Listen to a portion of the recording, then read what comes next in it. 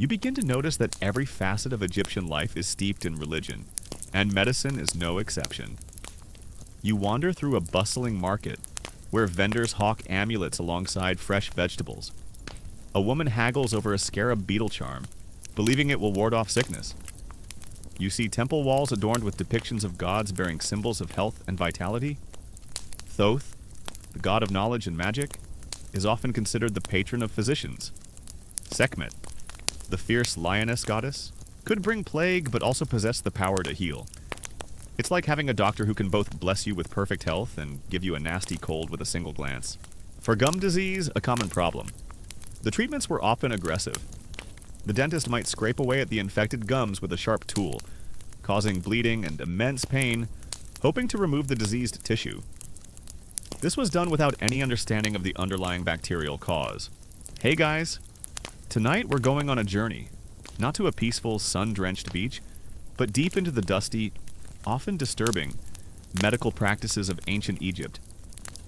Imagine yourself there, a commoner perhaps, feeling a strange ache in your gut, or maybe a persistent cough that just won't quit. You're looking for relief, for healing, but what you're about to encounter might make you wish you'd just stayed home with your ailments. Because, let's be honest, if you were living back then, you probably wouldn't survive. The remedies were unique. So, before you get comfortable, take a moment to like the video and subscribe, but only if you genuinely enjoy what I do here. And hey, let me know where you're listening from and what time it is for you right now.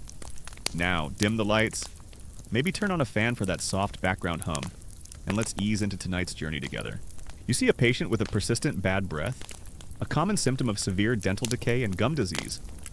The dentist might prescribe a mouthwash made from frankincense and myrrh, or even a mixture containing honey and a type of resin. While these might have temporarily masked the odor, they wouldn't address the root cause of the problem. You find yourself standing on the banks of the Nile, the warm, dry air carrying the scent of dust and distant cooking fires. The sun, a relentless orb in the azure sky, beats down, making the very stones of the temples shimmer. You've woken up with a throbbing headache, a dull, persistent pain behind your eyes that makes even the gentle lapping of the river seem like a cacophony. In your modern mind, you'd reach for a painkiller, perhaps an ibuprofen or a paracetamol. But here, in ancient Egypt, your options are different and considerably more unsettling. The social implications of severe dental problems were also significant. A person with missing or severely decayed teeth would have difficulty eating, speaking, and might suffer from chronic pain, impacting their quality of life. It was a constant, debilitating burden for many. The first thing you understand, as you observe the bustling life around you, is that health in this ancient land isn't just a matter of physical well-being. It's intricately woven with the divine, with magic, and with the very fabric of the cosmos. You see a woman clutching an amulet, murmuring incantations over a child with a fever. You notice a priest, his robes pristine white, walking with an air of profound authority. For he is not just a spiritual guide, but often a healer as well. The lines between doctor, priest, and magician are blurred, almost non-existent. This isn't a world of sterile operating rooms and scientific journals. It's a world where a headache might be a demon whispering in your ear, and a broken bone could be a sign of divine displeasure. You also observe that the dentists often worked in conjunction with general physicians, especially if the dental problem was believed to be linked to a broader spiritual or physical imbalance. A toothache might be seen as a symptom of a deeper curse, requiring both a physical and a magical intervention. You decide to seek help, and your steps lead you towards a temple, or perhaps the home of a renowned physician. You've heard whispers of their wisdom, their knowledge passed down through generations, inscribed on papyri that seem to hold the very secrets of life and death. As you approach, you notice the distinct aroma of herbs mingled with something less pleasant, perhaps something animal, something decaying. It's an olfactory assault that immediately tells you this isn't going to be a pleasant experience. The concept of preventative dentistry was almost entirely absent. There were no regular checkups, no recommendations for flossing, and no fluoride treatments. The approach was entirely reactive, waiting until the pain became unbearable before seeking a brutal, last resort cure. You step inside, and the air is cooler, heavy with the scent of frankincense and myrrh, but also that underlying, unsettling odor. You see various tools laid out: sharp flint knives, bronze instruments, and strange, intricately carved wooden implements. They look less like medical tools and more like something you'd use to prepare a sacrifice. A chill runs down your spine, and it's not just from the cooler air. As the sun begins to set, casting long orange shadows across the market, you are left with a profound sense of gratitude for modern dentistry. The agony of ancient Egyptian dental care, the crude tools, the lack of anesthesia, and the constant threat of infection paints a truly horrifying picture. You appreciate every dental checkup, every tube of toothpaste, and every pain-free filling. In ancient Egypt, a trip to the dentist was less about a healthy smile and more about enduring unimaginable agony, hoping to escape with at least some of your teeth, and your sanity intact. The physician, a man with a shaved head and piercing eyes, greets you. He doesn't ask about your symptoms in the way a modern doctor would. Instead, he observes you, perhaps feeling your pulse, but also scrutinizing your aura, looking for signs of malevolent spirits or curses. He might even ask you about your dreams, for dreams are believed to be messages from the gods, or warnings from the underworld. You try to explain your headache, but he seems more interested in the dark circles under your eyes, interpreting them as a sign of spiritual imbalance rather than a late night. The sun, now at its zenith, casts a harsh, unyielding light over the ancient city. You've journeyed through the unsettling realities of ancient Egyptian surgery and the truly repulsive nature of their pharmaceuticals and dental practices. Now, as you move through the quieter, more intimate spaces of daily life, you become acutely aware of another realm where ancient Egyptian medicine was fraught with horrors, the perilous journey of childbirth, and the often agonizing reality of women's health. This was a domain where life and death danced on the thinnest of threads, and interventions were often more desperate than curative. He begins his diagnosis, which feels less like a medical consultation and more like a mystical interrogation. He might consult a text, a papyrus scroll covered in hieroglyphs, which you later learn are not just medical recipes but also spells and incantations. This is a common historical fact. The Ebers Papyrus, one of the most famous ancient Egyptian medical texts, contains over 700 magical formulas and remedies, blending rational observations with supernatural beliefs. It's a fascinating mix, like trying to fix a broken car with a wrench and a magic wand. You observe a young woman, heavily pregnant, moving slowly through a narrow alleyway. Her face is etched with discomfort, and you can sense the apprehension that surrounds her. In your time, pregnancy and childbirth are managed with advanced medical care, prenatal vitamins, and sterile delivery rooms. Here, it's a gamble against immense odds, a test of endurance where the stakes are incredibly high. It's like trying to navigate a treacherous mountain pass with only a blindfold and a whispered prayer. The physician then proposes a treatment for your headache. He might suggest a poultice made from the head of a bat, mixed with honey and applied to your forehead. You try not to gag at the thought. Or perhaps he'll recommend a concoction of ground frankincense, cumin, and goose grease to be rubbed into your scalp. You politely decline the bat head, but the goose grease doesn't sound much better. You realize that personal hygiene, as you know it, is a luxury not afforded to ancient Egyptian patients. You learn that childbirth in ancient Egypt typically occurred at home, often with the assistance of midwives rather than physicians. These midwives, usually older women with experience, would guide the birthing process.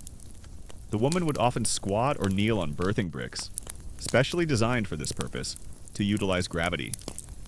While this posture was beneficial, the overall environment was anything but sterile. You see dust motes dancing in the sunlight, and you can only imagine the unseen bacteria lurking everywhere. You observe other patients. A man with a severe cough is being given a mixture of dates, sycamore fruit, and a substance that looks suspiciously like animal excrement. You try to avert your gaze, but the smell is pervasive. Another woman, suffering from what appears to be a skin rash, is being advised to bathe in milk and apply a paste of natron and salt. It sounds almost spa-like, until you remember the unsanitary conditions of the time.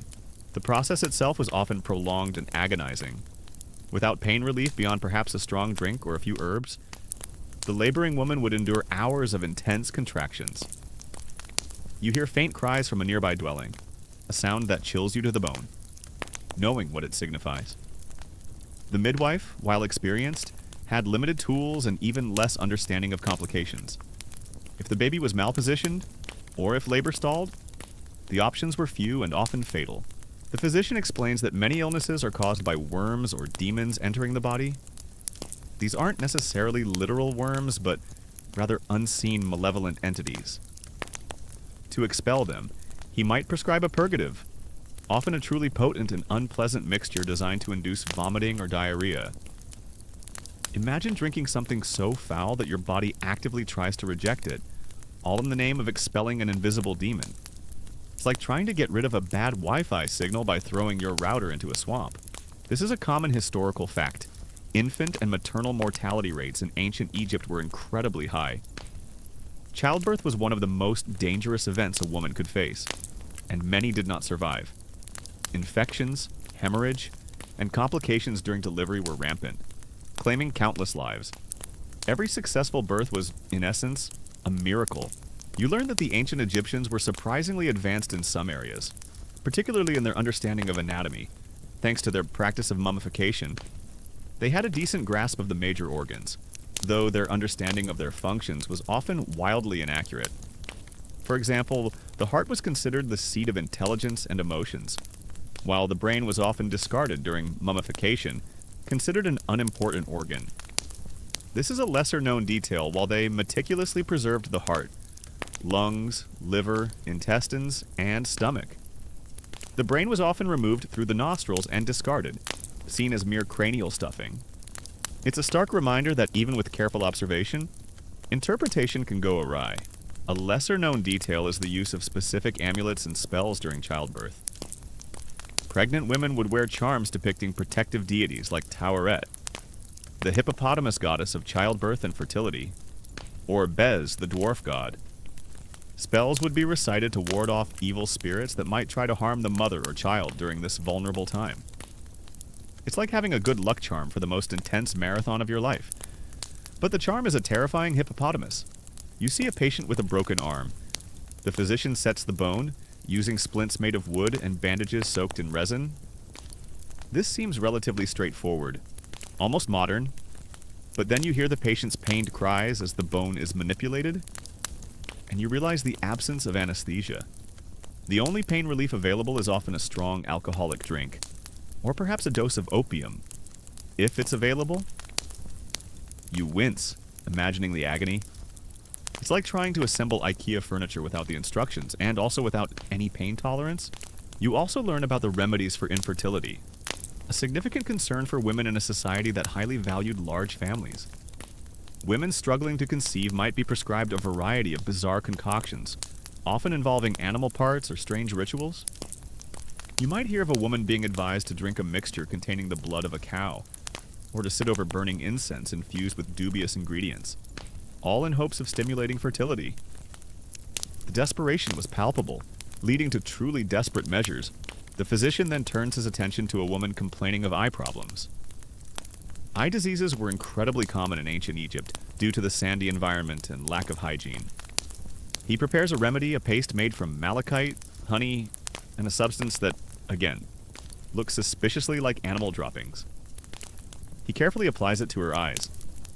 You try not to judge, but the thought of applying dung to your eyes is enough to make your own vision blur. For menstrual problems, which were likely common given the general lack of hygiene and nutritional deficiencies, the remedies were equally unsettling. You might be prescribed a pessary made from crocodile dung, mixed with honey, inserted into the vagina. The thought alone is enough to make you wince. Or perhaps a mixture of herbs and minerals, consumed orally, designed to regulate the flow. The discomfort and potential for infection from such remedies would have been immense. It's like trying to fix a delicate clock with a sledgehammer and some mud. You also notice the prevalence of magical amulets and charms. Every patient seems to wear at least one, often inscribed with hieroglyphs or depicting protective deities. These aren't just fashion accessories. They are considered vital components of the healing process, warding off evil spirits and attracting benevolent forces. You wonder if your headache could be cured by simply wearing a particularly strong scarab beetle amulet. It's certainly more appealing than the bat head. Historians still debate the extent of gynecological surgery performed in ancient Egypt. While there's evidence of some external procedures, such as draining abscesses, internal gynecological surgery was almost certainly non-existent due to the extreme risks of infection and hemorrhage. Any internal issues would have been treated with herbal remedies, pessaries, or magical incantations, with little hope of truly resolving complex problems. This open academic question highlights the limitations of their surgical capabilities when it came to the female reproductive system. The concept of channels or metu is frequently mentioned. The Egyptians believed that the body contained a network of channels, similar to modern blood vessels or nerves, through which vital fluids and air flowed. Blockages in these channels were thought to cause illness. To clear these blockages, treatments often involved purges, enemas, and emetics. It's a surprisingly logical concept for the time, even if the methods were aggressive. Imagine your internal plumbing getting clogged, and the solution is to essentially flush everything out with a fire hose. You see a woman suffering from what appears to be a prolapse. The midwife attempts to manually reposition the organ, a painful and often temporary solution. For more severe cases, there were no surgical options, leaving women to suffer from chronic discomfort and potential complications. You overhear a discussion about the breath of life and its connection to the heart. The physician believes that the breath enters the body and travels to the heart, where it is distributed throughout the channels. If this flow is disrupted, illness ensues. This demonstrates a rudimentary understanding of the circulatory and respiratory systems, albeit filtered through a magical lens. The concept of contraception was also present, albeit rudimentary and often ineffective. Recipes for contraceptive pessaries have been found, often involving mixtures of crocodile dung, honey, and natron. These were believed to form a barrier or to have spermicidal properties. While the honey might have had some effect, the overall efficacy was likely minimal, and the hygiene concerns were significant. It's like trying to stop a flood with a leaky bucket. The physician also emphasizes the importance of diet. He might prescribe specific foods or forbid others, believing that certain foods have healing properties or can exacerbate illness. You hear him advise a patient to eat more onions and garlic, which were considered potent remedies for various ailments, and less of certain types of fish, which were thought to cause disease. It's a bit like a modern nutritionist, but with a side of ancient mysticism. You also observe the postpartum period, which was just as dangerous as the birth itself. Infections known as childbed fever were rampant due to the unsanitary conditions. A woman might develop a fever and chills days after giving birth, a terrifying sign that often led to a rapid decline and death. Without antibiotics, there was little hope once such an infection took hold. As the day wears on, you witness a variety of ailments and their corresponding treatments. There's a man with a festering wound, being treated with a mixture of honey and resin applied to a linen bandage. Honey, you recall, has natural antiseptic properties, so this actually seems somewhat effective. But then you see the flies buzzing around, and you remember the lack of sterile environments. The risk of infection is ever present, a silent killer lurking in every open wound. For breast ailments, such as mastitis, remedies might involve poultices made from herbs and animal fat, applied to the affected area, while some herbs might have had anti-inflammatory properties. The lack of understanding of bacterial infection meant that these treatments were often insufficient to clear serious infections. You also notice the deep respect given to the sun god Ra, and the belief that the sun's rays have healing powers.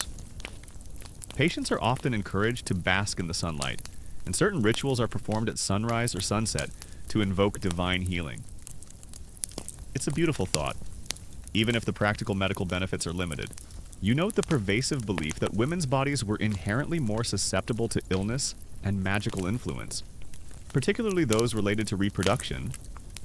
This often meant that gynecological problems were not just seen as physical ailments, but also as spiritual imbalances or curses. This added another layer of fear and superstition to women's health issues. One particularly unsettling detail is the use of animal parts in remedies. Beyond the bat head and goose grease, you hear of remedies involving crocodile bile, hippopotamus fat, and even the blood of various creatures. It's a veritable ancient pharmacy of the wild, and you can only imagine the smell.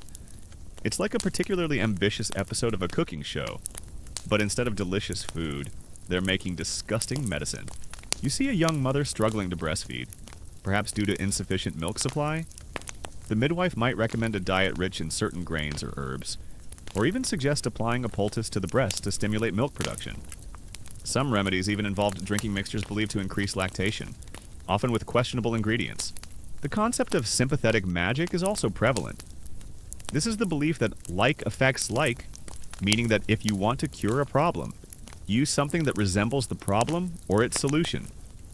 For example, if you have a problem with your eyes, you might use a remedy derived from the eye of an animal. It's a fascinating, if often ineffective, approach to medicine. The use of specific oils and fats was also common in women's health remedies, often for massages or as bases for ointments. Castor oil, olive oil, and various animal fats were used, sometimes mixed with aromatic herbs. For conditions ranging from skin irritations to muscle aches associated with pregnancy, you learn that the training of these physicians was extensive, often taking place in houses of life associated with temples. Here, scribes and priests would study ancient texts, learn about herbs and rituals, and gain practical experience. It wasn't a quick process. It required years of dedication. However, the curriculum was a blend of empirical observation, religious dogma, and inherited superstition. You also learn about the remedies for vaginal discharge or infections. These often involved douches or pessaries made from various herbs, minerals, and sometimes less appealing animal byproducts. The goal was to cleanse the area and reduce irritation. But again, without understanding the microbial causes, these treatments were often ineffective or even harmful. The role of the magician physician is particularly intriguing. These individuals were not just healers, but also exorcists, capable of banishing the evil spirits believed to cause illness. They would use spells, incantations, and amulets, often in conjunction with more physical treatments. It's a holistic approach, but one that relies heavily on the supernatural. The psychological toll on women, constantly facing the threat of painful and dangerous medical procedures, or the fear of infertility and child loss, must have been immense. Their lives were intrinsically linked to their reproductive capacity, and any issues in this area carried significant social and emotional burdens. You hear a story about a physician who successfully performed trepanation, drilling a hole in the skull to relieve pressure or treat head injuries. While incredibly dangerous, evidence suggests that some patients survived, indicating a surprising level of surgical skill for the time. However, the success rate was likely very low, and the pain involved would have been unimaginable. This leads to a fascinating academic debate. Historians still debate whether the primary purpose of trepanation was medical to relieve pressure or ritualistic to release evil spirits. It's a question that highlights the complex interplay of science and superstition in ancient Egyptian medicine. You recall the earlier discussion about crocodile dung sunscreen. Remember that, well, it's for some gynecological issues. Crocodile dung was also a favored ingredient in pessaries, believed to have cleansing or healing properties. It seems ancient Egyptians had a peculiar affinity for crocodile byproducts in their medical cabinet. You also observe the importance of dreams in diagnosis and treatment. Patients would often recount their dreams to the physician, who would interpret them for clues about the nature of their illness and the best course of action. It's a psychological approach, but one rooted in a belief system that sees dreams as direct communications from the divine. For issues related to menstruation, such as heavy bleeding or irregular cycles, remedies could involve strong purgatives or emetics, believed to cleanse the body. These aggressive treatments would have been incredibly debilitating and painful, often causing more harm than good. The use of specific plants and herbs is extensive. You see papyrus, lotus, and various desert plants being prepared into poultices, infusions, and ointments. While some of these plants undoubtedly had medicinal properties, others were likely used for their symbolic significance or simply because they were available. It's a trial and error approach, with a lot of error. You observe the importance of ritual purity for women, especially during menstruation and after childbirth. While not strictly medical, these rituals were believed to protect women from illness and ensure their fertility and well-being. This intertwining of religious belief and physical health was constant. As the sun begins to set, casting long shadows across the temple courtyard, you reflect on the day. You've witnessed a medical system that is both alien and strangely familiar. The desire to heal, to alleviate suffering, is universal. But the methods, the beliefs, and the sheer horror of some of the treatments are a stark reminder of how far medicine has come. You feel a renewed appreciation for modern painkillers and sterile environments. And you're incredibly grateful that your current headache is just a headache, and not a demon requiring a bat head poultice. The lack of specialized instruments for internal gynecological examinations meant that diagnosis was largely based on external observation and the woman's description of her symptoms. This limited the physician's ability to accurately identify and treat internal conditions, leaving many women to suffer in silence. You wake the next morning, the headache a little duller, but a strange chill creeps up your spine. Perhaps it's the damp air from the Nile, or maybe the lingering thought of the bizarre medical practices you witnessed yesterday. But in ancient Egypt, a chill like this isn't just a nascent cold. It could be a sign that you've offended a deity. Or worse, that a demon is seeking to possess your very soul. You look out the window, the golden sun rising, illuminating the colossal statues of the gods. And a cold truth settles in this world. Illness isn't merely a physical malady, it's a spiritual one. A battle between you and unseen forces. You see a woman who has suffered a miscarriage. The midwife attempts to provide comfort and some herbal remedies to aid recovery. But the emotional and physical trauma would have been immense, and the risk of infection after such an event was very high. If you feel unwell, your first recourse might not be to seek out a physician, but to visit a temple to pray. You kneel before a divine statue, whispering your supplications, hoping your suffering will be heard. You see others bringing offerings, small loaves of bread, jars of beer, even miniature effigies of diseased body parts, like an eye or a leg, presented in hopes of a cure. It's a rather direct approach. Hey, God, my leg hurts. Here's a tiny leg so you know exactly where to fix it. As the day fades into twilight and the sounds of the city soften, you are left with a profound sense of the vulnerability of women in ancient Egypt. Their journey through life, from conception to childbirth and beyond, was fraught with medical horrors. From agonizing deliveries to disgusting remedies and the constant threat of infection. You appreciate every advancement in modern obstetrics and gynecology, every sterile instrument, and every pain-relieving medication. In ancient Egypt, the path of women's health was truly perilous, a testament to their enduring strength in the face of immense suffering. Physicians, or esbuandabai as they were called, often operated from within temples or had close ties to the priesthood. They weren't just practitioners of medicine, but also interpreters of divine will. When you describe your symptoms, they don't just listen to what you say, they look for supernatural signs. Have you inadvertently offended a god? Are you cursed by an enemy, or is a demon lurking in the shadows, waiting for its chance to strike? The sun has begun its slow descent, painting the sky in hues of orange and purple. But the lingering shadows of ancient Egyptian medical horrors still cling to your mind. You've seen the brutal surgeries, the disgusting remedies, the agonizing dental work, and the perilous journey of women's health. Now, as the day gives way to the cooler evening, you begin to truly grasp the underlying terror that permeated every aspect of illness in this ancient land. The pervasive belief that sickness wasn't just a physical ailment, but a manifestation of demonic influence, divine wrath, or a malevolent curse. This was a world where diagnosis was less about symptoms and more about deciphering the will of the gods or the whispers of unseen entities. You recall a story of a man suffering from an inexplicable fever. The physician didn't immediately prescribe a remedy. Instead, he performed an exorcism ritual, burning fragrant incense, chanting ancient spells, and waving an amulet over the patient. The idea was to drive out any malevolent spirits causing the illness. It's like trying to reboot your computer by waving a stick of incense in front of the screen. You find yourself in a quieter part of the city, near a small, unassuming shrine. A family has brought their child, who is suffering from a mysterious wasting sickness. The child is thin, feverish, and weak, and the parents' faces are etched with a profound despair. In your time, you'd think of malnutrition, a bacterial infection, or a genetic condition.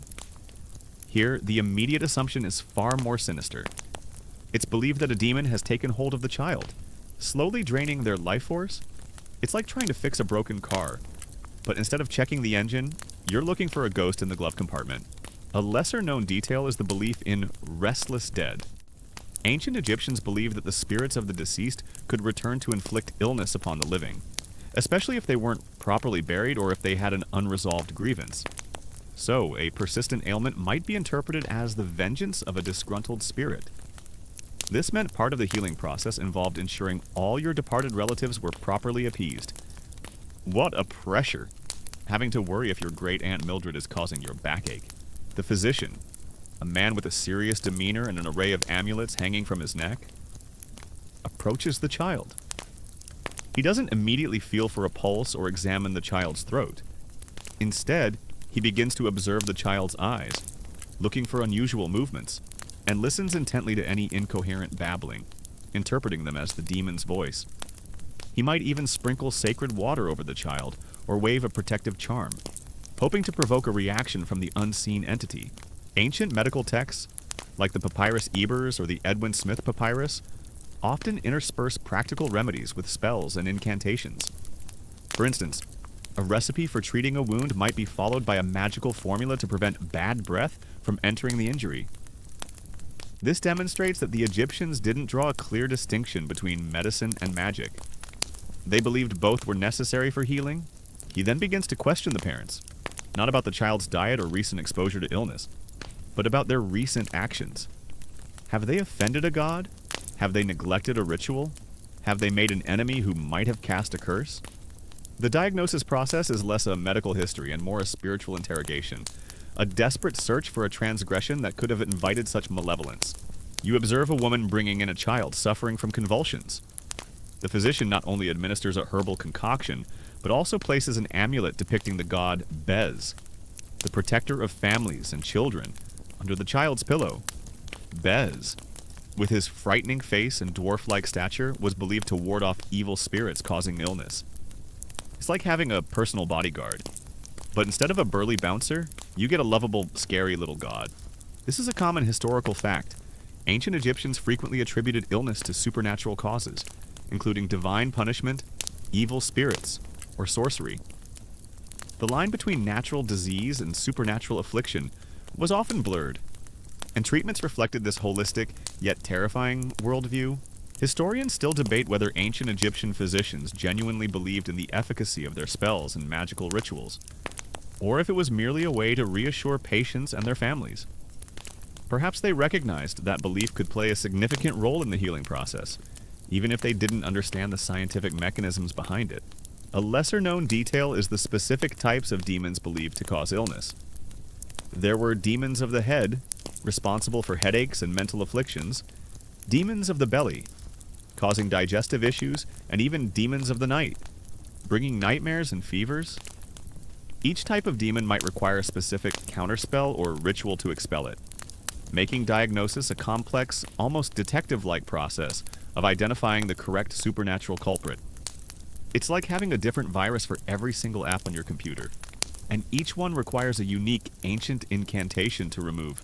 You also notice that dreams played a crucial role in diagnosis. Physicians would ask you about your dreams, as they believed dreams were messages from the gods or the underworld, revealing the true cause of an illness. A dream about a snake might indicate a digestive ailment, while a dream about water could point to a circulatory problem.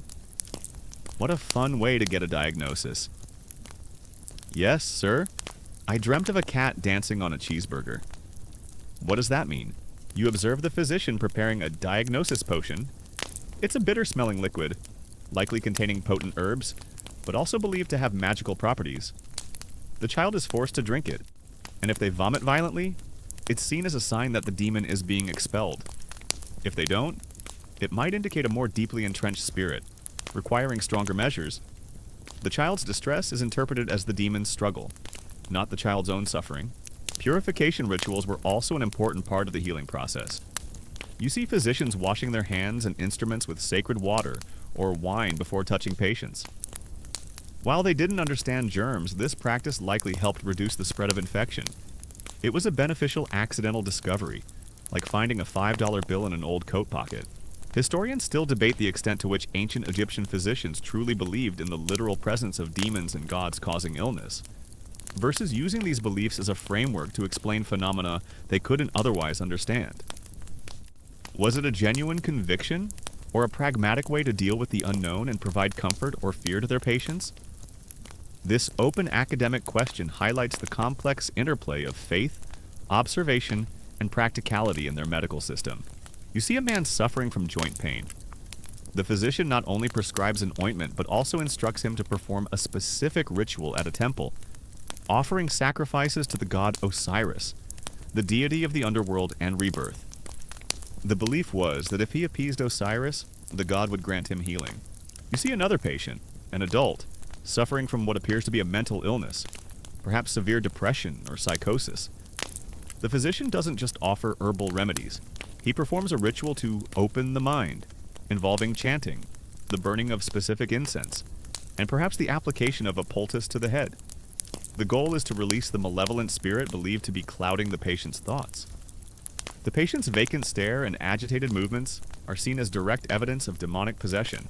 Amulets were not just worn but also placed in homes, or even buried with the dead to protect them in the afterlife. These charms often took the form of gods, sacred animals, or symbols like the ankh, the symbol of life, or the djed, the symbol of stability.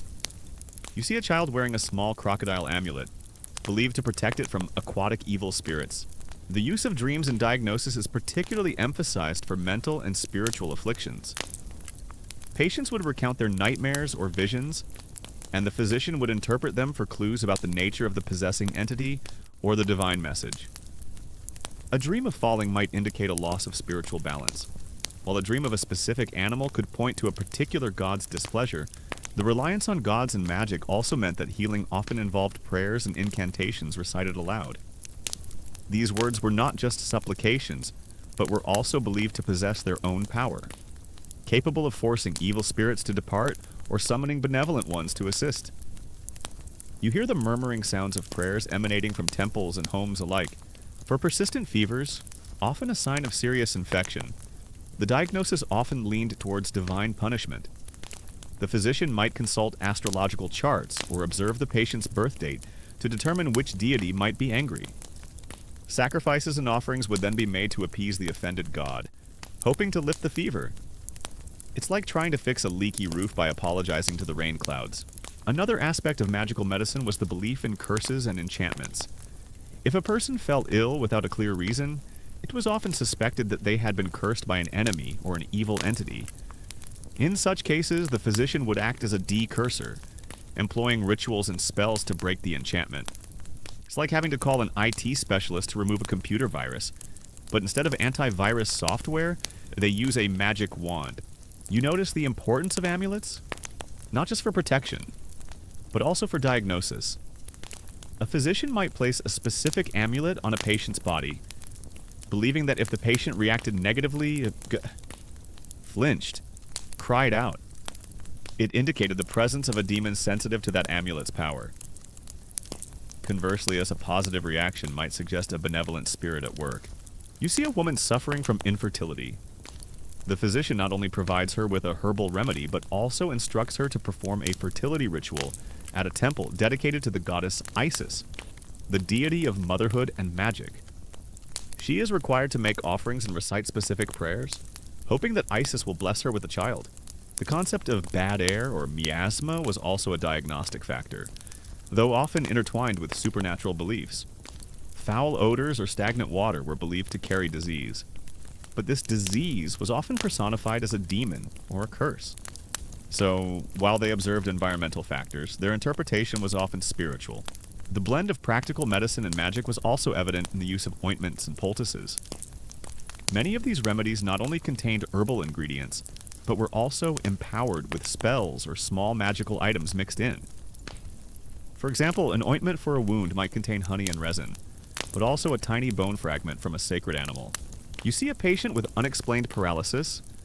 The physician, after ruling out obvious physical injury, concludes that the patient has been struck by a god or cursed by an enemy. The treatment involves not just physical remedies, but elaborate rituals to reverse the curse or appease the deity. This might include visiting specific temples, making offerings, or undergoing purification rites. You also notice that physicians often specialized in specific types of ailments, much like modern-day specialists. There were physicians for the eyes, others for teeth, and still others for internal diseases. However, regardless of their specialty, The magical and religious element was always present in their practice. The physician might also use divination to aid in diagnosis.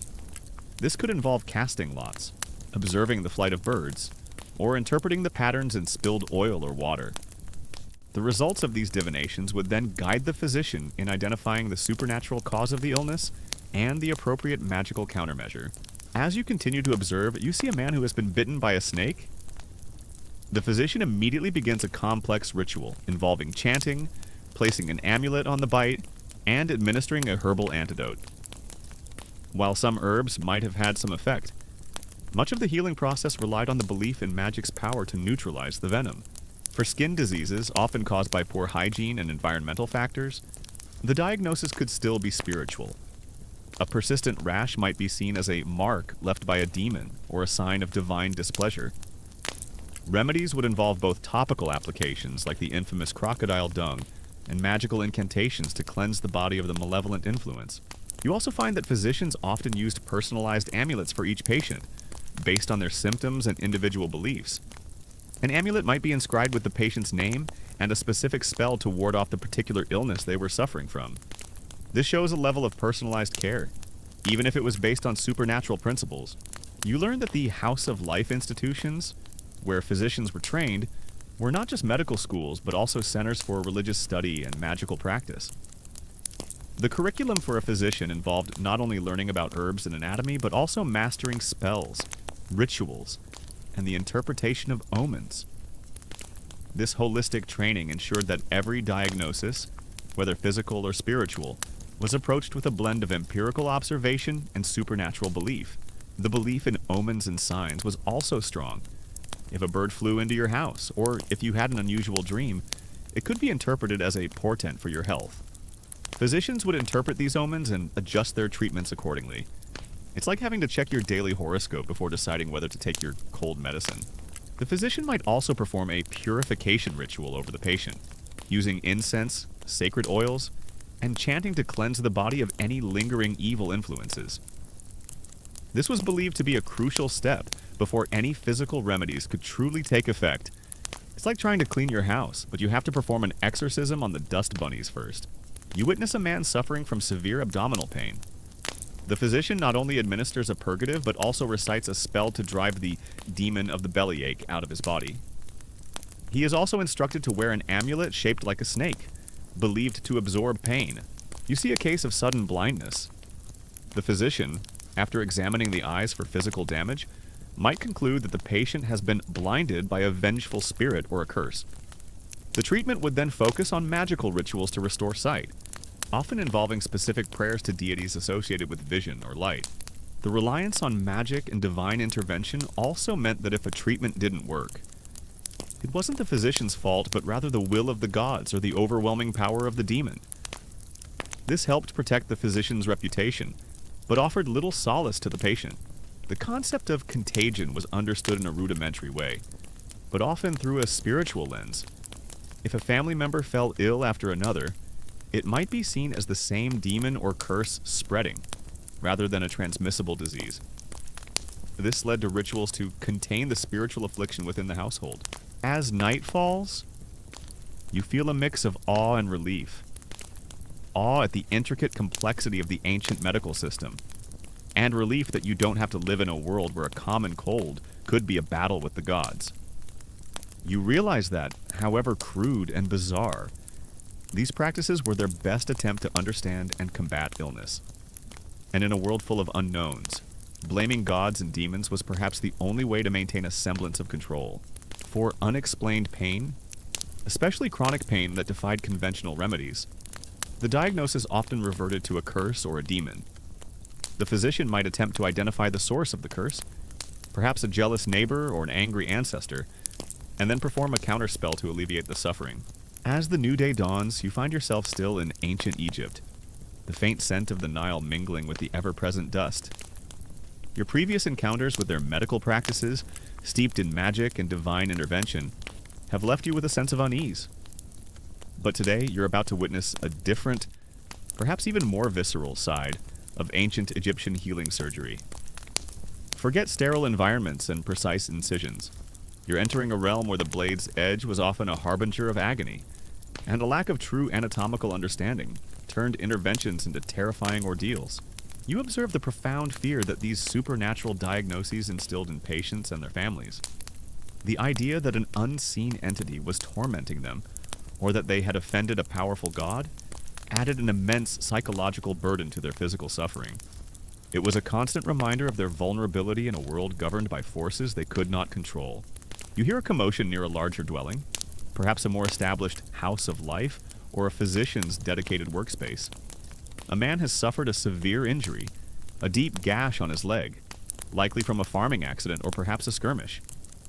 His cries of pain echo in the morning air, drawing a small crowd. You push your way through, a morbid curiosity overriding your apprehension. The physician might also use therapeutic dreams as part of the diagnostic and healing process. A patient might be encouraged to sleep in a temple or a sacred space, hoping to receive a divine message in their dreams that would reveal the cause of their illness and the path to recovery. The physician, a different one from yesterday, but with the same air of solemn authority, prepares his tools. You see a collection of bronze instruments, probes, forceps, and various knives with surprisingly sharp edges. There are also linen bandages, some jars of honey and resin, and bowls of what appears to be water. No gleaming stainless steel, no antiseptic wipes, just the raw, unyielding materials of the ancient world. It's like watching someone prepare for a delicate operation with a set of gardening tools and some sticky tape. As the last rays of sunlight fade from the sky and the stars begin to emerge, you are left with a chilling understanding of how terrifying a diagnosis could be in ancient Egypt. It wasn't just about identifying a physical ailment. It was about confronting the unknown, battling unseen forces, and appeasing powerful deities. The horrors of ancient Egyptian medicine extended far beyond the physical, delving deep into the spiritual realm, where every cough, every fever, and every ache could be a sign of demonic influence or divine wrath. You are profoundly grateful for the scientific understanding that separates your ailments from the realm of the supernatural. The patient is laid on a simple wooden bench. There's no anesthesia as you know it. Perhaps a strong dose of alcohol is offered, or a bit of opium if available. But the man's grimacing face tells you it's barely touching the edges of his pain. You clench your jaw, imagining the sheer, unadulterated agony he's about to endure. The physician examines the wound, his brow furrowed in concentration. He probes it with a finger, and the man cries out, a raw, guttural sound that makes your stomach churn. The night deepens, and a cool desert breeze whispers through the ancient city, carrying with it the faint, unsettling scent of embalming spices. You've journeyed through the horrors of ancient Egyptian medical practices, from their brutal surgeries and disgusting remedies, to the terrifying spiritual diagnoses. Now, as the moon casts long, eerie shadows over the pyramids, you're about to confront perhaps the most iconic, yet equally horrifying, aspect of ancient Egyptian belief and practice: mummification. This wasn't just a peaceful transition to the afterlife. It was an invasive, often gruesome, post-mortem medical procedure that was far from serene, turning the deceased into a preserved vessel for eternity. The physician then begins to clean the wound. He pours water over it, and you wince as dirt and blood mix, running off the leg. He uses a cloth to wipe away some of the debris, but the concept of truly sterilizing the area is entirely absent. You see flies beginning to buzz around, attracted by the blood. The risk of infection, a silent and deadly enemy, hangs heavy in the air. This is a common historical fact despite some surprisingly advanced surgical techniques. Infection was rampant and often fatal due to the lack of understanding of germ theory. You find yourself standing near a wabet, or purification tent, a temporary structure set up specifically for the mummification process. The air here is thick with the cloying scent of natron, resins, and various aromatic spices, mingled with something else, the unmistakable odor of decay, despite the efforts to mask it. A body, recently deceased, lies on a stone slab, awaiting its transformation. This isn't a funeral parlor as you know it. It's a workshop of preservation, a place where the living meticulously prepare the dead for their eternal journey. It's like a very, very long and incredibly detailed spa treatment, but for someone who can no longer appreciate it, he then takes one of the bronze knives. It's surprisingly well crafted, with a sharp, curved blade. He begins to cut away the damaged flesh around the wound. The man screams, his body tensing, but several strong assistants hold him down. You can almost feel the blade tearing through tissue, the sensation of raw pain. The physician works methodically, his movements precise, but the brutality of the act is undeniable. It's like watching a butcher at work, but the meat is still very much alive and screaming. The embalmers, often priests with specialized knowledge that begin their grim work. The first, and perhaps most disturbing, step is the removal of the brain. You watch, horrified, as one of the embalmers inserts a long, hooked bronze instrument through the deceased's nostril. He then proceeds to churn and liquefy the brain matter, slowly pulling it out through the nose. It's a truly sickening sight, a violation of the body that makes your stomach clench. The brain, as you recall, was considered unimportant, merely cranial stuffing, and was discarded.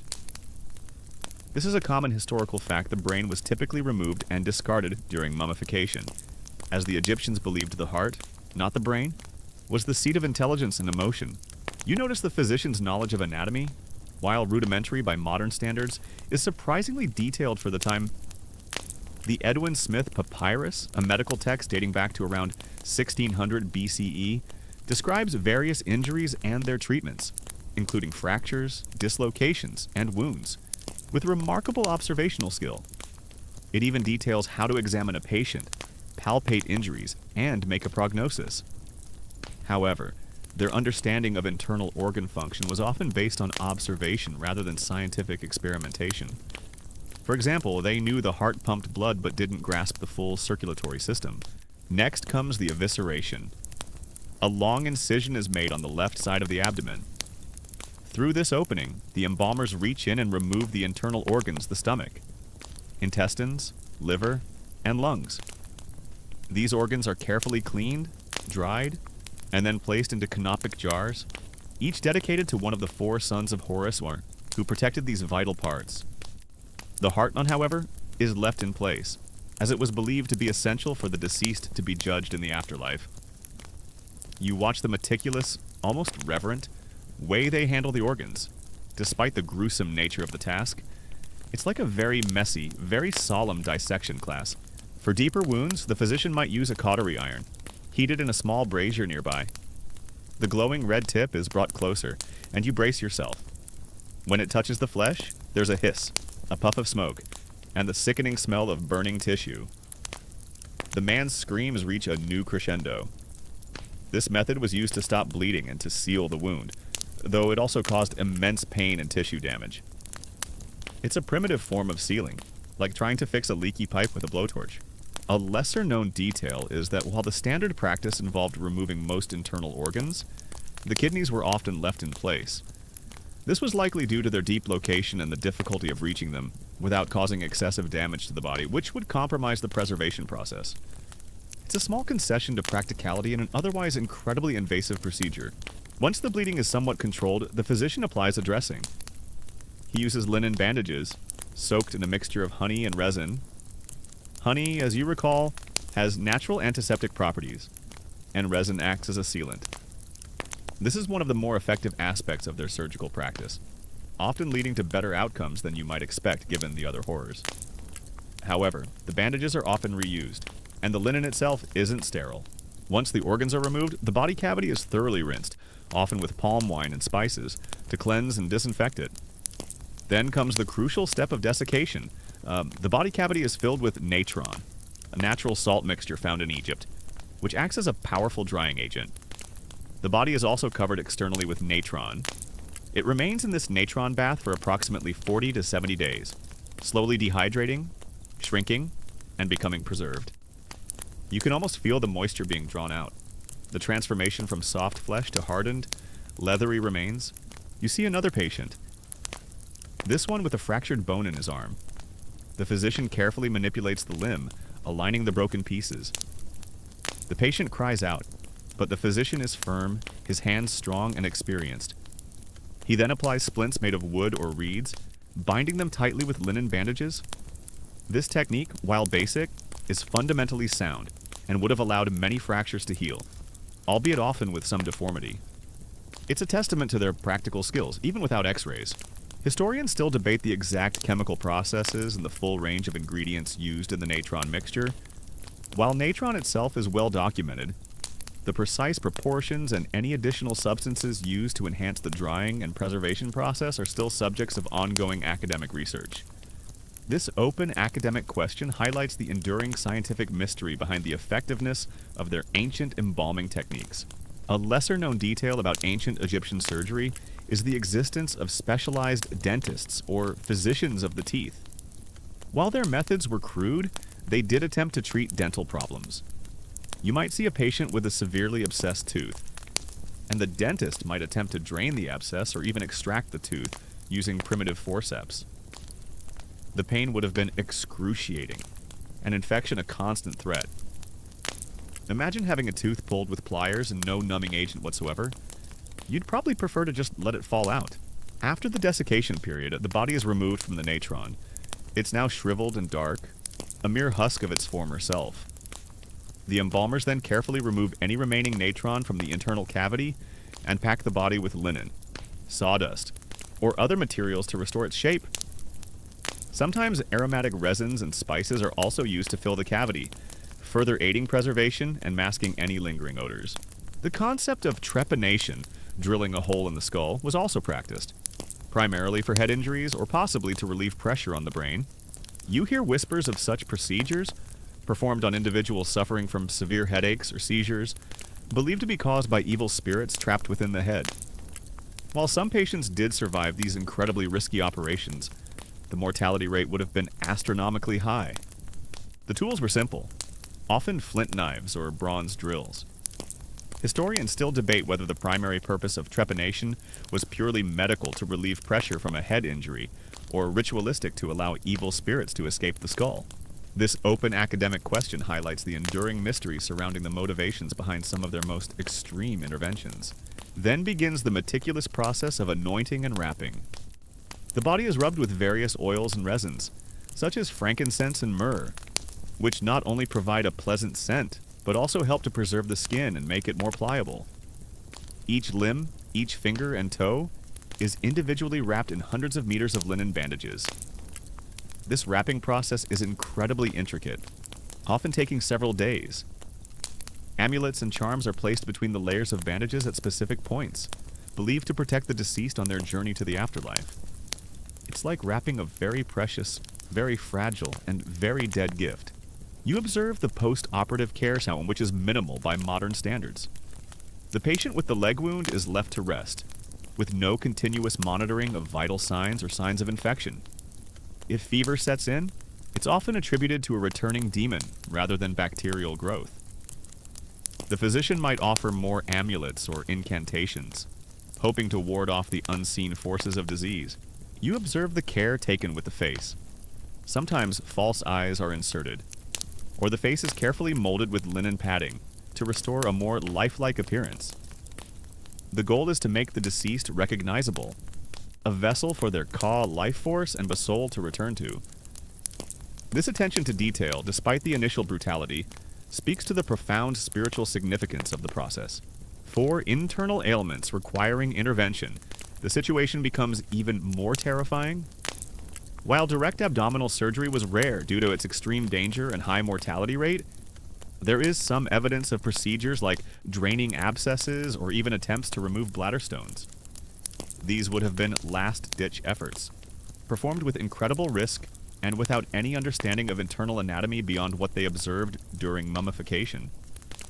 Imagine someone trying to find a tiny stone inside your body with only a sharp knife and a prayer. The entire mummification process, from death to final burial, could take up to 70 days. This lengthy period allowed for the thorough desiccation and careful wrapping, ensuring the body was perfectly preserved for eternity. For the ancient Egyptians, the preservation of the body was paramount, as they believed it was essential for the soul to have a physical home in the afterlife. The tools themselves, while seemingly simple, were often quite sophisticated for their time. Bronze knives, saws, drills, and various probes have been found in archaeological excavations, indicating a range of surgical capabilities. However, the lack of true antiseptic practices meant that even the most skillfully performed operation carried a high risk of fatal infection. It's like having a perfectly good car, but you're always driving it through a swamp. You see the finished product, a perfectly wrapped mummy, lying peacefully on a bier. It's a stark contrast to the gruesome process you witnessed. The outward appearance is one of serenity, but you know the horrors that lie beneath the carefully wound bandages. You see a patient with a dislocated shoulder. The physician, with surprising strength and technique, attempts to reduce the dislocation. The patient cries out in agony as the bones are manipulated back into place. While effective, the process is brutal, and the patient is left in considerable pain afterward, with only basic bandaging to support the joint. The embalmers were highly skilled, their knowledge passed down through generations. They understood the properties of various chemicals and materials, and they developed a sophisticated system for preserving human remains. While their methods were brutal, they were remarkably effective, allowing bodies to survive for thousands of years. The concept of bloodletting, a common practice in later medical history, was less prevalent in ancient Egypt compared to other ancient cultures, but it was not entirely absent. Sometimes, a physician might make small incisions to release bad blood or to drain pus from an infected area. This was often done with flint knives or specialized lancets. The cost of mummification varied greatly depending on the elaborateness of the process. For the pharaohs and wealthy elite, it was an incredibly expensive undertaking, involving the finest resins, oils, and the most skilled embalmers. For the poor, a simpler and less expensive method was used, often involving less evisceration and a shorter natron bath. You also notice the psychological aspect of these procedures. The sheer pain, the lack of understanding of what was happening to their bodies, and the constant threat of infection must have created an atmosphere of profound fear and desperation for patients. The physician, while attempting to heal, was also an agent of immense suffering. You also learn about the opening of the mouth ceremony, performed just before burial. This ritual was believed to restore the deceased's senses, their ability to see, hear, speak, and eat in the afterlife. Priests would touch various instruments to the mummy's mouth and eyes, symbolically reanimating it. It's a final, poignant act, bridging the gap between life and death. The practice of circumcision was common in ancient Egypt, often performed on young boys. While not strictly a surgical procedure in the context of treating illness, it was an invasive intervention performed with flint knives. The fact that it was widespread suggests a degree of skill in managing wounds and preventing infection.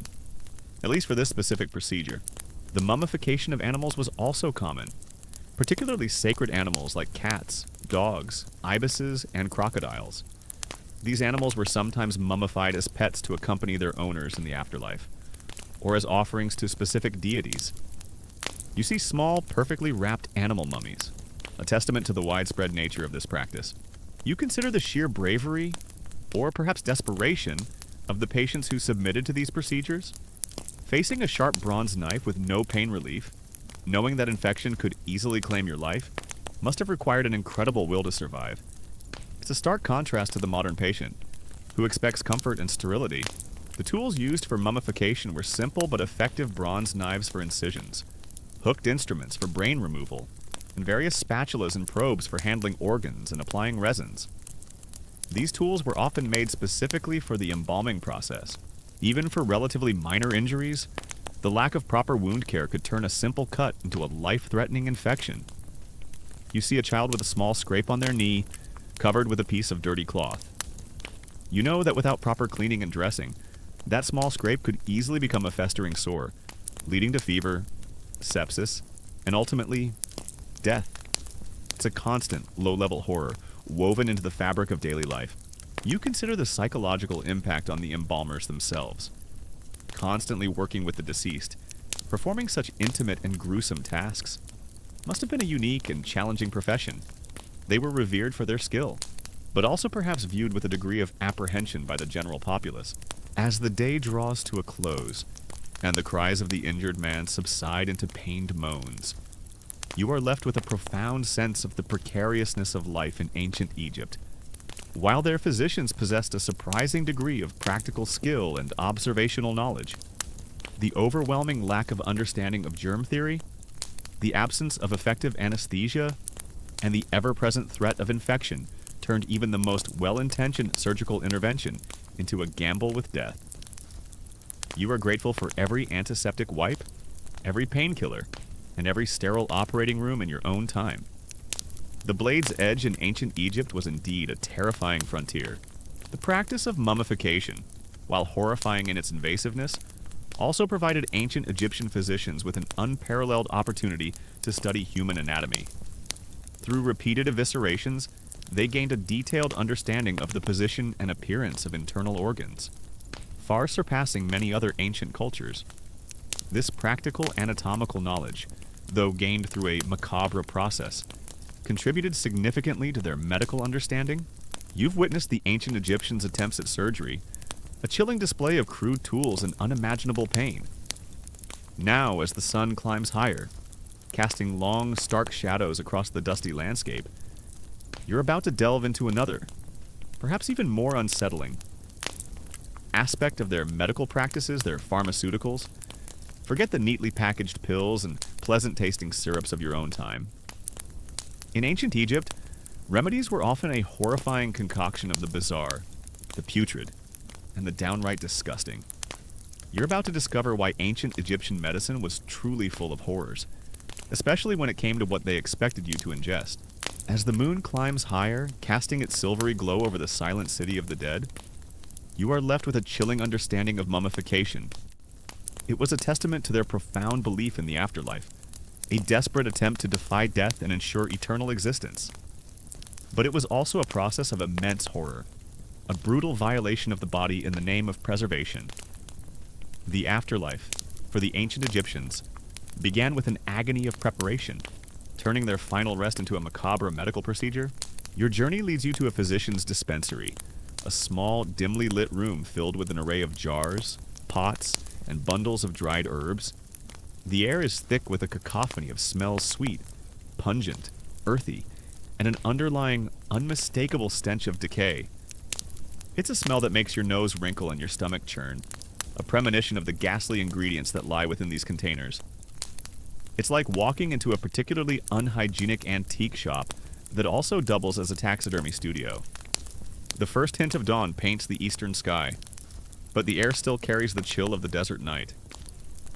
You've journeyed through the grim realities of ancient Egyptian medical interventions, from the brutal surgeries and disgusting remedies to the terrifying spiritual diagnoses and the macabre process of mummification. Now, as the city slowly awakens, you begin to grasp a more insidious horror, one that wasn't confined to the physician's tent or the embalmer's workshop, but permeated every aspect of daily life, the constant, pervasive threat of deadly disease, fueled by the very conditions in which ancient Egyptians lived. This was a world where public health was an alien concept, and every breath, every meal, every interaction carried the risk of fatal infection. The physician, a different one this time, with a wizened face and hands stained with various concoctions, begins to prepare a remedy for a patient suffering from what appears to be a severe stomach ailment. He reaches for a jar, and as he opens it, a wave of truly foul odor washes over you. Inside, you glimpse a dark, viscous substance. You lean closer, trying to identify it, and your eyes widen in horror as you realize it's a mixture containing animal excrement. This is a common historical fact. Animal dung, from various creatures like donkeys, dogs, and even flies, was frequently used in ancient Egyptian remedies, believed to have healing properties. You step out into the waking city, and immediately, your senses are assaulted. The air is thick with dust, carried by the ever-present desert winds. The narrow streets are unpaved, and you see refuse scattered indiscriminately. Food scraps, animal waste, and other unidentifiable detritus. Flies buzz everywhere, landing on everything, from market produce to open sores. The smell is a pungent mix of human and animal odors, decaying organic matter, and stagnant water. It's a sensory overload that screams unsanitary. It's like a very crowded, very hot, and very smelly outdoor concert where no one has ever heard of a trash can. He carefully measures out a portion of this putrid paste, mixing it with honey to make it slightly more palatable. A futile effort. You suspect the patient, a young man, looks on with a mixture of hope and dread. He's clearly desperate for relief, willing to endure almost anything. You watch as the physician instructs him to swallow the concoction. The man gulps it down, his face contorting in disgust, but he manages to keep it down. You can only imagine the taste, a nightmarish blend of sweetness and decay. It's like trying to make a gourmet meal out of moldy cheese and a spoonful of dirt. You notice the water sources. While the Nile provided life, it also carried disease. People draw water directly from the river for drinking, cooking, and washing, often downstream from where waste is being dumped. You see children playing in the shallow waters, and animals drinking from the same spots. The concept of boiling water to purify it is unknown, and filtration is rudimentary at best. The risk of waterborne diseases like dysentery, cholera, and parasitic infections is incredibly high, a silent killer lurking in every sip. You then notice other ingredients on the physician's workbench. There are dried animal organs, some shriveled and unrecognizable, others clearly identifiable as parts of birds or small mammals. There are also jars containing what looks like rotting meat or fermented substances, bubbling slightly and emitting a sour, acrid smell. The sheer lack of hygiene in the preparation of these remedies is astounding. There are no sterile gloves, no clean surfaces, just bare hands and a casual disregard for what you would consider basic sanitation. This is a common historical fact. Ancient Egypt, despite its advanced civilization, suffered greatly from widespread infectious diseases due to poor sanitation, contaminated water sources, and close living quarters. Diseases like tuberculosis, smallpox, and various parasitic infections were endemic and often fatal.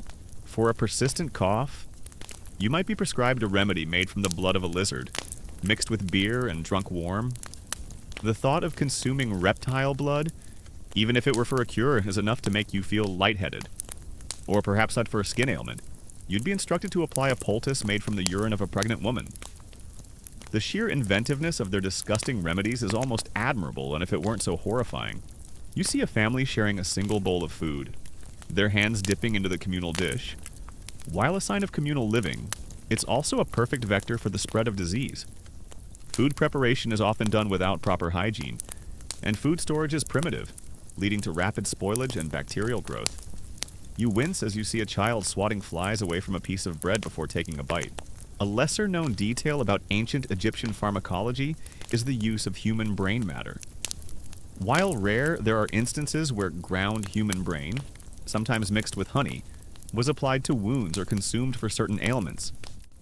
The belief was that the brain, as the seat of thought and perhaps even life force, could transfer its properties to the patient. It's a truly macabre thought, consuming the remnants of another human being for healing.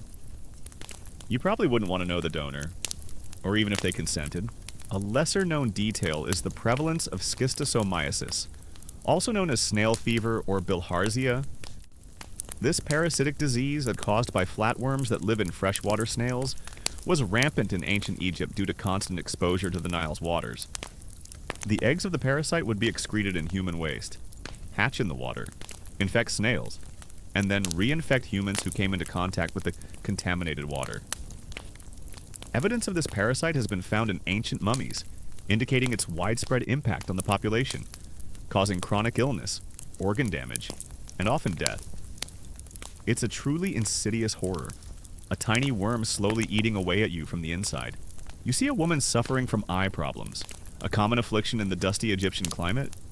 The physician prepares an eye salve. You watch as he grinds malachite to copper ore, mixes it with honey, and then adds a substance that appears to be the gall of a pig. The mixture is then applied directly to the patient's eyes. While malachite might have had some antimicrobial properties, the idea of pig gall in your eye is enough to make your own eyes water in sympathy. You observe the housing conditions. Most homes are made of mud brick, tightly packed together in dense urban areas. Ventilation is poor, and families often live in close quarters, providing ideal conditions for the rapid spread of airborne diseases like tuberculosis and influenza. You hear the hacking coughs from inside some of the dwellings, a chilling reminder of the respiratory illnesses that plagued the population. The use of insects and their byproducts was also widespread. You might find remedies calling for crushed beetles, spiderwebs, or even the excrement of flies. These ingredients were often mixed with other substances like oils or honey to create pastes or liquids. The thought of consuming a beetle smoothie, even for medicinal purposes, is enough to put you off your lunch for a week. Historians still debate the exact impact of specific diseases on the ancient Egyptian population and their role in historical events. For instance, the precise nature of the plagues mentioned in historical texts or the illnesses that afflicted pharaohs and led to their deaths are often subjects of ongoing research and speculation. This open academic question highlights the enduring challenge of definitively identifying ancient diseases from limited archaeological and textual evidence. You learn that many of these remedies were based on a combination of empirical observation, superstition, and the principle of sympathetic magic, where, for example, if you had a problem with your heart, you might be given a remedy containing the heart of an animal, hoping to transfer its strength. If you had a problem with your vision, you might be given something derived from the eye of a creature known for its keen eyesight. It's a logical leap, but one that often led to truly disgusting and ineffective treatments. You see a group of laborers working in the fields, their bare feet sinking into the muddy soil. Hookworm and other soil-transmitted parasites would have been a constant threat, entering the body through the skin and causing chronic anemia, fatigue, and developmental issues, particularly in children. The very act of working the land, essential for survival, carried a hidden danger. It's like having to walk through a minefield just to get your groceries. Historians still debate whether the sheer unpleasantness of some of these remedies was part of their perceived efficacy. Was the idea that if something tasted truly awful, it must be working? Or was it simply a reflection of the limited understanding of chemistry and biology in the ancient world? This open academic question highlights the enduring mystery behind the rationale for some of their most revolting cures. The presence of domestic animals, while vital for agriculture and sustenance, also contributed to disease transmission. Cattle, goats, pigs, and poultry lived in close proximity to humans, facilitating the spread of zoonotic diseases, illnesses that can be transmitted from animals to humans. You see animal droppings everywhere. A breeding ground for bacteria and parasites, you observe the preparation of a remedy for a snake bite. The physician doesn't just rely on herbs, he also incorporates elements of the snake itself. Perhaps a small amount of snake venom in a highly diluted form, hopefully kyr, or even ground up snakeskin, mixed with other ingredients. The idea is to fight fire with fire, or rather poison with poison, hoping to neutralize the effects of the bite. For eye infections, like trachoma and conjunctivitis, the conditions were ripe for widespread transmission. The constant dust, the presence of flies which acted as vectors, and the lack of clean water for washing eyes meant that almost everyone suffered from some form of eye irritation or infection. Severe cases could lead to blindness, a common affliction in ancient Egypt. Imagine constantly having grit in your eyes, and the only cure is a poultice made of something unspeakable. The use of human and animal bodily fluids was also common. Beyond dung and urine, you might find remedies calling for blood, saliva, or even human semen. These substances were believed to contain vital essences or magical properties that could transfer healing to the patient. It's a concept that makes you profoundly grateful for modern pharmaceutical labs. You notice the lack of waste disposal systems. Human and animal waste was often simply dumped into the Nile or left in open pits, attracting vermin and insects. These unsanitary conditions created perfect breeding grounds for disease-carrying pests like rats, lice, and fleas, which could transmit diseases like plague and typhus. It's a literal cesspool of disease, just waiting to infect you. You see a patient complaining of a persistent skin infection? The physician prepares a poultice using moldy bread. While ancient Egyptians didn't understand penicillin, the presence of mold which contains natural antibiotics on bread might have accidentally led to some beneficial outcomes. However, the lack of controlled conditions meant that this was more a matter of luck than scientific understanding. And often the mold might have been harmful. It's like throwing a dart at a board blindfolded and hoping you hit the bullseye. The concept of personal hygiene, while not entirely absent, was far from modern standards. While Egyptians did bathe, often in the Nile or in basins, the water itself might be contaminated. Soap as you know it didn't exist. They used natron or plant-based cleansers. Clothes were washed, but often in the same contaminated water. The constant presence of lice and fleas, even among the elite, indicates the challenges of maintaining personal cleanliness. For internal parasites, a common problem in a land with the Nile, the remedies were often aggressive purgatives. These concoctions were designed to induce violent vomiting or diarrhea, expelling whatever was believed to be causing the illness. The ingredients could include strong laxatives derived from plants, but also substances like castor oil or even more unpleasant animal byproducts. The experience would have been truly miserable, leaving the patient weak and dehydrated. You see a child with a distended belly, a common sign of malnutrition or severe parasitic infection. While food was generally abundant in Egypt due to the fertile Nile Valley, dietary deficiencies could still occur, especially among the poor, leading to weakened immune systems and increased susceptibility to disease. You notice the reliance on a wide array of plants and herbs, some of which did indeed possess medicinal properties. Opium poppy was used for pain relief, willow bark containing salicylic acid, the precursor to aspirin for fevers, and garlic for its antiseptic qualities. However, these beneficial ingredients were often mixed with the truly horrifying ones, diluting their efficacy or making them dangerous. For respiratory infections, the smoky interiors of homes, fueled by cooking fires and oil lamps, combined with the dusty outdoor environment, created a constant assault on the lungs. Chronic coughs and lung diseases were prevalent, exacerbated by the lack of proper ventilation. The concept of pharmaceutical purity was non-existent.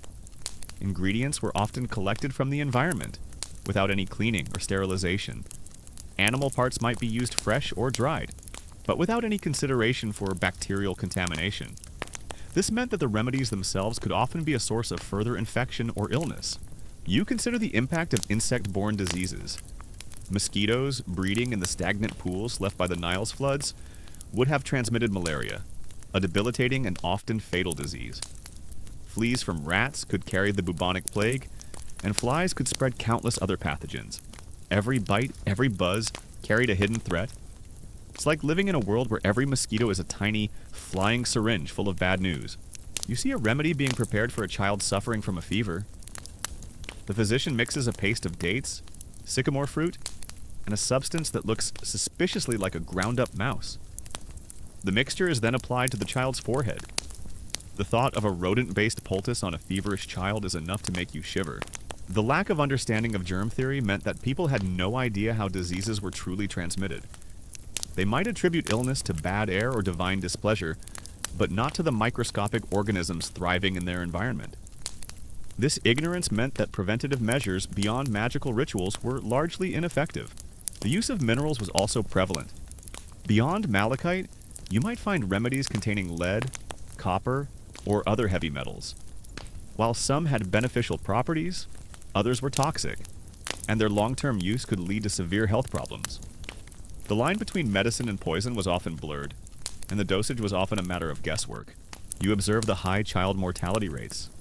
Many children would not survive past early childhood, succumbing to common illnesses like diarrhea, respiratory infections, and parasitic diseases. The loss of children was a constant, heartbreaking reality for ancient Egyptian families. You also observe the sheer volume of ingredients that could go into a single remedy. Some papyri list dozens of components for one ailment, a complex blend of herbs, animal parts, minerals, and magical substances. Preparing these remedies must have been a laborious and often nauseating task for the physicians. It's like trying to bake a cake with every single ingredient in your pantry, including the ones that expired 5 years ago. For skin infections and lesions, which were common due to cuts, insect bites, and general unsanitary conditions, the remedies were often crude and ineffective. Open wounds would easily become infected, leading to cellulitis, abscesses, and even sepsis. The lack of antibiotics meant that even minor skin breaks could become life-threatening. The physician then turns to a patient with a festering wound. He prepares a dressing using a mixture of honey, resin, and a substance that looks like human or animal fat. The fat, while potentially providing a barrier, would also be a breeding ground for bacteria. The combination of potentially beneficial ingredients with highly unsanitary ones is a recurring theme. You see people crowded together in public spaces, markets, temples, and festivals. These dense gatherings were perfect opportunities for the rapid spread of contagious diseases. A single sick individual could quickly infect dozens, leading to localized epidemics. The lack of understanding of dosage was another significant horror. Remedies were often prescribed in vague quantities, like a handful or a small amount. This meant that patients could easily receive too much of a toxic substance or too little of a beneficial one, rendering the treatment ineffective or even harmful. It was a medical lottery, and the odds were rarely in your favor. The belief in bad humors or imbalances within the body, while not as formalized as in later Greek medicine, was present in some form. Illness was seen as a disruption of the body's natural state, often caused by external factors like diet or environment, but also by unseen forces. As the day ends and the lingering odors of the dispensary begin to fade with the setting sun, you are left with a profound appreciation for modern medicine. The ancient Egyptian approach to pharmaceuticals, while born of a desire to heal, was a terrifying blend of the empirical, the superstitious, and the utterly disgusting. You're grateful for every sterile pill, every precise dose, and every clean laboratory that ensures your remedies are not full of putrefaction. The potions of ancient Egypt were indeed a horror to behold, and even more so, to consume. The presence of domestic animals, while vital for agriculture and sustenance, also contributed to disease transmission. Cattle, goats, pigs, and poultry lived in close proximity to humans, facilitating the spread of zoonotic diseases, illnesses that can be transmitted from animals to humans. You see animal droppings everywhere, a breeding ground for bacteria and parasites. The sun beats down relentlessly, a golden hammer on the anvil of the desert. You've endured the sights of ancient Egyptian surgery and the stomach-churning reality of their pharmaceuticals. Now, as you wander through a bustling street, the sounds of merchants hawking their wares and the distant bleating of goats fill the air. You notice a man clutching his jaw, his face contorted in pain, and a child with a swollen cheek. These are familiar sights, even in your own time. But here, in ancient Egypt, dental problems were a pervasive, agonizing horror, and the solutions were often as brutal as the ailments themselves. The diet, while generally healthy in terms of staples like bread and beer, could still be a source of disease. Contaminated food, spoiled ingredients, and the presence of parasites in raw or undercooked meat would have contributed to gastrointestinal illnesses. You approach a small, open-air stall where a physician of the teeth is at work. He's not a dentist as you know one, with gleaming tools and a comfortable chair. Instead, he has a collection of crude bronze instruments, some sharp, some blunt, and a small brazier where a metal rod is being heated. The air around his stall is thick with the metallic tang of blood and the faint, unsettling smell of decay. It's like stepping into a medieval torture chamber, but for your mouth. As the sun finally dips below the horizon, casting the city in a soft, ethereal glow, you are left with a chilling understanding of the pervasive nature of disease in ancient Egypt. It wasn't just about the dramatic interventions of physicians, it was the daily, silent battle against an unseen enemy, fueled by the very conditions of their existence. The horrors of ancient Egyptian medicine were not just in the treatments, but in the constant threat of illness, a deadly companion in every aspect of their lives. You are profoundly grateful for clean water, sanitation systems, and the microscopic understanding of germs that protects you from these daily terrors. The patient, a middle-aged woman, sits on a low stool, her face pale with fear and pain.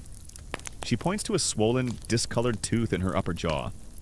It's clearly infected, an abscess likely festering beneath the surface. In your time, a dentist would take an x-ray, prescribe antibiotics, and perhaps perform a root canal. Here, the approach is far more direct and far more terrifying. The desert night has fully embraced the ancient city.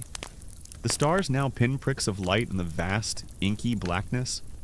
You've journeyed through the full spectrum of ancient Egyptian medical horrors, the brutal surgeries, the revolting remedies, the agonizing dental work, the perilous path of women's health, the terrifying spiritual diagnoses, the macabre process of mummification, and the pervasive threat of daily disease. Now, as the final chapter of our journey unfolds, you are left to reflect on the enduring echoes of anguish, the unsettling legacy of ancient Egyptian medicine, and its surprising, often accidental contributions to the medical history that shaped your own world. The dentist examines the tooth, poking it with a sharp bronze probe. The woman flinches, a gasp escaping her lips. He then takes a pair of crude forceps, their ends blunt and unpolished.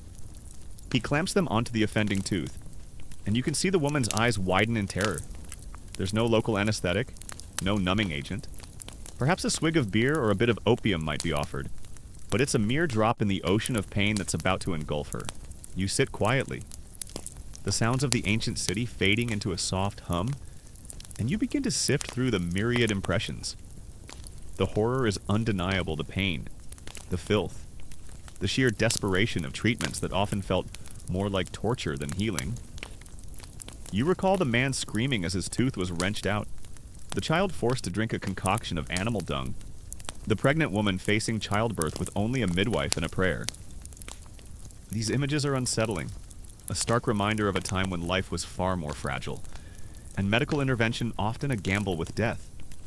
It's like looking at a very old, very disturbing photograph and realizing it's not just a picture, but a window into profound suffering. With a grunt, the dentist begins to pull. The woman screams, a high-pitched, agonizing sound that cuts through the market noise. Her body tenses, hands clutching the sides of the stool, as the dentist twists and pulls, trying to wrench the tooth from its socket. You hear a sickening crack, and then another, as the tooth resists. Blood begins to well up around the forceps, dripping down her chin. It's a truly visceral experience, a raw display of human suffering. It's like trying to remove a deeply rooted tree stump with a pair of rusty pliers. Yet, amidst the horrors, there were glimmers of something else. A practical ingenuity, a keen observational skill, and a persistent desire to alleviate suffering. You remember the surprisingly effective splints for broken bones, the use of honey as an antiseptic, and the detailed anatomical knowledge gained from mummification. These were not mere accidents, they were the nascent sparks of scientific inquiry, buried beneath layers of superstition and ritual. Finally, with a loud pop, the tooth comes free. The woman collapses back onto the stool, panting, tears streaming down her face. The dentist holds up the bloody tooth, a small, dark trophy of his brutal work. He then hands her a piece of linen to bite down on, soaked in a mixture of honey and perhaps some herbs, to stem the bleeding. The gaping hole in her gum is a stark reminder of the violence just inflicted. This is a common historical fact, despite their reliance on magic and often gruesome methods. Ancient Egyptian physicians were highly regarded in the ancient world, and their medical knowledge, particularly in areas like trauma surgery and pharmacology, influenced later Greek and Roman medicine. Their papyri, like the Edwin Smith papyrus, demonstrate a systematic approach to diagnosis and prognosis that was remarkably advanced for its time. This is a common historical fact. Ancient Egyptians suffered extensively from dental problems. Their diet, rich in coarse grains and bread, often contaminated with sand and grit from the grinding stones, caused severe tooth wear. This wear exposed the softer dentin, leading to cavities, abscesses, and infections. It was a constant battle against the slow, grinding destruction of their teeth. You consider the sheer resilience of the ancient Egyptians themselves? To live in a world where a simple cut could become a death sentence, where every meal carried the risk of parasites, and where childbirth was a life-threatening ordeal, required an incredible fortitude. They faced disease and suffering with a blend of stoicism, faith, and a willingness to endure treatments that would make a modern person faint. It's like running a marathon uphill both ways. In flip-flops, while being constantly attacked by mosquitoes. You notice that many of the older Egyptians you see have severely worn teeth, some almost flat to the gum line, others have missing teeth, leaving gaps in their smiles. It's a testament to the pervasive nature of dental disease and the limited, often painful, solutions available. A lesser-known detail is the concept of medical specialization in ancient Egypt. While not as rigid as today, there were physicians of the eyes, physicians of the teeth, and even shepherds of the anus, proctologists. This level of specialization suggests a more organized and nuanced approach to healthcare than often imagined, indicating a recognition that different ailments required different expertise, even if the underlying methods were still primitive. Imagine a proctologist in ancient Egypt. That's a job description that truly makes you appreciate modern medicine. A lesser-known detail is that while extraction was common, there is some evidence of more complex dental procedures, though these were likely rare and performed only for the elite. Some mummies have been found with teeth that appear to have been drilled to drain abscesses. Or even with rudimentary dental prosthetics. Teeth from other individuals are carved from wood, bound with gold wire. Imagine the skill and the pain involved in drilling into a live tooth with bronze tools. It's like trying to perform delicate surgery with a blunt chisel and a hammer. The enduring mystery of their medical rationale is another unsettling aspect. Historians still debate whether the more bizarre remedies, like those involving animal excrement, were based on genuine, albeit misguided, empirical observation, perhaps some unknown chemical reaction, or purely on sympathetic magic and the belief that something so unpleasant must be effective. This open academic question highlights the fundamental difference in worldview that separates ancient medical thought from modern scientific understanding. The concept of dental hygiene, as you know it, was rudimentary. While some Egyptians used chewing sticks or abrasive pastes made from natron and salt to clean their teeth, it was not widespread or effective enough to combat the constant assault of their diet. The lack of understanding of bacteria meant that prevention was almost non-existent. You reflect on the psychological impact of their medical system. The constant threat of demonic possession, divine wrath, or malevolent curses must have added an immense burden of fear and anxiety to physical suffering. Illness was not just a bodily affliction, but a spiritual crisis, demanding not only physical remedies, but also elaborate rituals and appeals to the gods. The line between doctor and priest was perpetually blurred, making every consultation a journey into the unknown. You see a young man with a severely swollen jaw, clearly suffering from a painful abscess. The dentist examines it, and instead of extraction, he takes a heated metal rod from the brazier. The rod glows a dull red. He brings it close to the swollen area, and you brace yourself. He then presses the hot rod directly onto the inflamed gum. There's a hiss, a puff of smoke, and the sickening smell of burning flesh. The man screams, a muffled, desperate sound. This cauterization was intended to drain the pus and stop the infection, but it was an incredibly painful and often ineffective procedure, with a high risk of spreading the infection further. It's like trying to put out a fire by setting another, smaller fire next to it. Yet, their meticulous record-keeping, evident in the surviving medical papyri, laid a foundational stone for future medical knowledge. These texts, despite their magical content, contain detailed descriptions of symptoms, diagnoses, and treatments that reveal keen observation and a systematic approach to understanding the human body. They were, in a sense, the first medical textbooks, passed down through generations. Historians still debate whether ancient Egyptian dentists had any form of specialized training beyond what was learned by general physicians. While some papyri mention physicians of the teeth, it's unclear if this was a distinct profession with its own training centers, or simply a specialization within the broader medical field. This open academic question highlights the enduring mystery surrounding the formal education of these practitioners. The very act of mummification, while gruesome, provided an unparalleled opportunity for anatomical study. Embalmers, through repeated eviscerations, gained an intimate knowledge of the position and appearance of internal organs. While their understanding of function was often flawed, this practical anatomical insight was far more advanced than many contemporary cultures and indirectly contributed to the development of surgical skills. It was a macabre dissection class, but a class nonetheless. For toothaches that weren't severe enough for extraction, the remedies were often equally bizarre. You might be advised to apply a poultice of ground-up mouse, mixed with honey directly to the aching tooth, or perhaps a mixture of onion, cumin, and incense, held in the mouth. The sheer array of strange ingredients used for dental pain is a testament to their desperation. It's like trying to fix a leaky faucet with a dead squirrel and some chewing gum. You consider the accidental benefits. The use of honey, known for its antiseptic properties, and moldy bread, which could contain penicillin-like compounds, were instances where their remedies stumbled upon genuine efficacy, even without understanding the underlying scientific principles. These were happy accidents in a sea of often ineffective or harmful treatments. It's like throwing spaghetti at a wall to see what sticks. And occasionally, a piece of perfectly cooked spaghetti actually adheres. You observe a child with a loose baby tooth. Instead of waiting for it to fall out naturally, the dentist might tie a string around it and yank it out. While less traumatic than extracting a permanent tooth, it's still a painful and unnecessary intervention. The ancient Egyptians' emphasis on personal hygiene, rudimentary as it was, also had an unintended positive impact. Their practice of bathing, even if in contaminated water, and the use of cleansers contributed to a degree of cleanliness that might have slightly reduced the burden of disease compared to some other ancient societies. The lack of understanding of nerve pathways meant that any attempt at pain relief was purely superficial.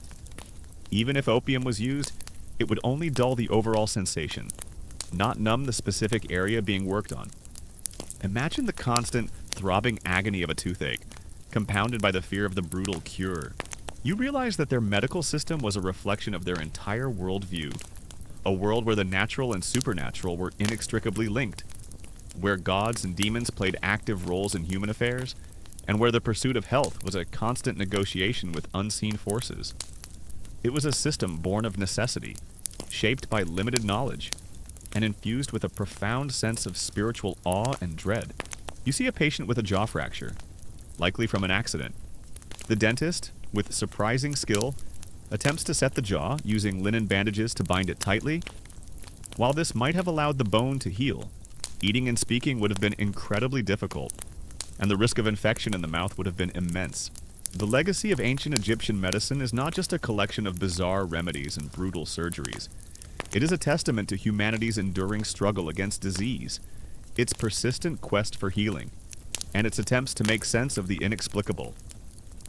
Their horrors were a product of their time, a desperate effort to survive in a world where every ailment was a potential harbinger of death. The general unsanitary conditions of ancient Egypt also contributed to the prevalence of dental disease. Food particles would easily get trapped between teeth, and without effective cleaning, bacteria would flourish, leading to decay and gum disease.